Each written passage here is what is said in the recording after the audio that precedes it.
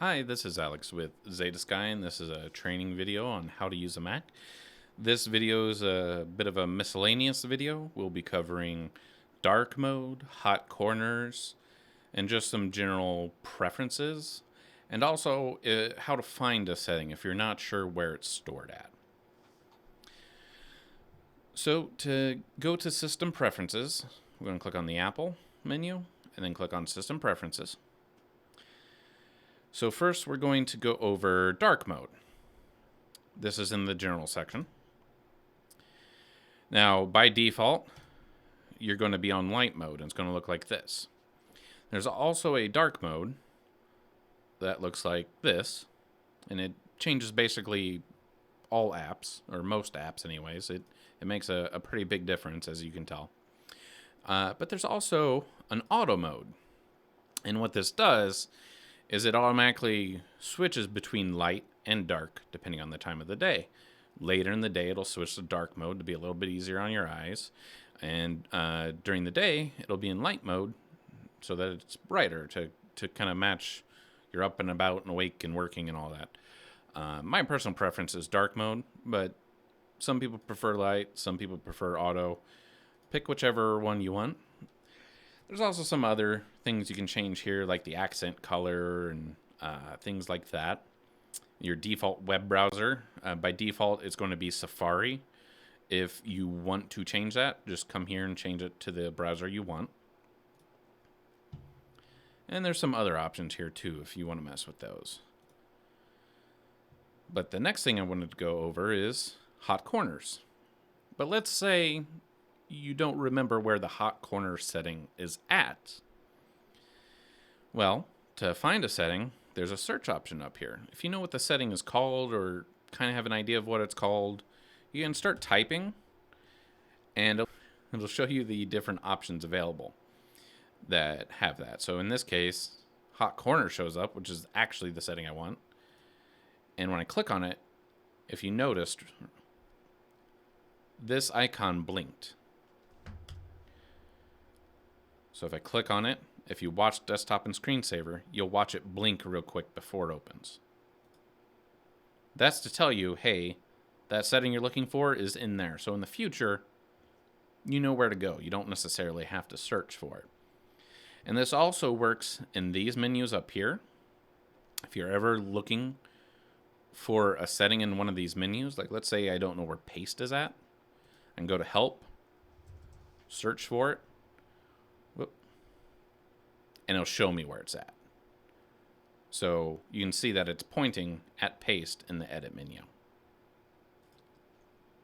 Now for hot corners, if you don't search for it, you go to desktop and screensaver, click on the screensaver tab, and there's hot corners at the bottom right here.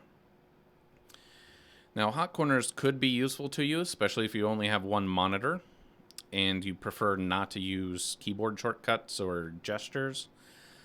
Or if you want an option where it doesn't have a gesture or a gesture you don't like, you can set it up to where if you point at a corner, it'll do something. So in this example, I'm going to say, if I go to the top left, show me the notification center. So this is top left, bottom right, top right. They correspond with the different corners of your screen. So if I go to top left over here, which actually I can't do because I have monitors both directions, let's say bottom left. There we go. So bottom left, I should be able to do that one. There we go. You see that I go to bottom left, and actually you can't see it because it's off the screen, but on my other screen, I'm just going to the bottom left corner here. I can't do it here just because of my multiple monitors. But if you go to the bottom left of any screen that doesn't have a monitor in that direction, you can do that action. Since I have 4 monitors, hot corners is not as useful for me because of that limitation. My main monitor is just surrounded by monitors.